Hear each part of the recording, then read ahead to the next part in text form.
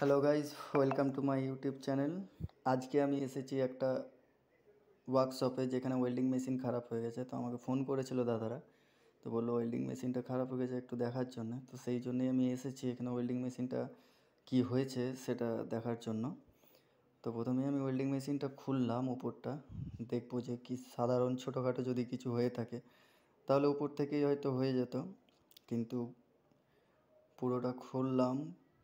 উপরটা খোলার পরে আমি দেখতে পেলাম যে একটা তার যেটা ভেতরে আছে, সেই তারটা অনেকক্ষণ ওয়েল্ডিং মেশিন কন্টিনিউয়াসলি চলতে চলতে যেটা হিট হয়ে ব্যাপারটা একটা গরম হয়ে তারটা না পুড়ে গেছে। মানে গরম হয়ে হয়ে হয়ে আজ একদিনের জন্য নয়, এটা অনেক দিন ধরে গরম হয়ে তারটা পুড়ে গেছে। তো উপর থেকে করা গেল না, যার জন্য আমাকে সাইডটা যেটা আছে সেই সাইডটাকেও খুলতে হচ্ছে ওয়েল্ডিং মেশিনের। আস্তে আস্তে খুলে নেবো। অনেক পুরনো মেশিন, জং লেগে গেছে এগুলোতে, নাট বোল্টগুলোতে খোলা যাচ্ছিল না।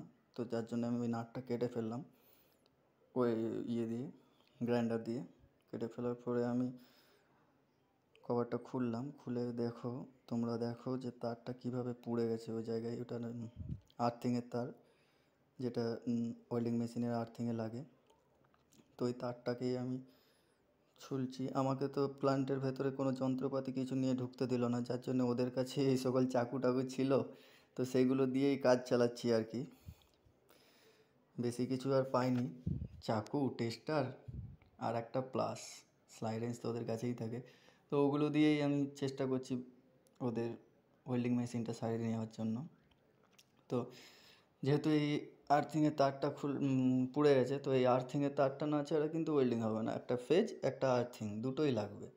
তো দুটোর মধ্যে আর্থিংয়ের তারটা এতে দেখতে পাচ্ছ তোমরা লাল হয়ে পুড়ে গিয়েছিলো। তো ওই লাল হয়ে যে তারটা পুড়ে গেছে সেই তারটাকে আবার আমি দুবার আবার ওইটাকেই আবার লাগিয়ে দেবো। লাক্স থাকলে ভালো হতো, কিন্তু লাক্স যেহেতু এদের কাছে নেই আর আমার জানাও ছিল না, জানা থাকলে পরে লাক্সটা আমি নিয়েই আসতাম।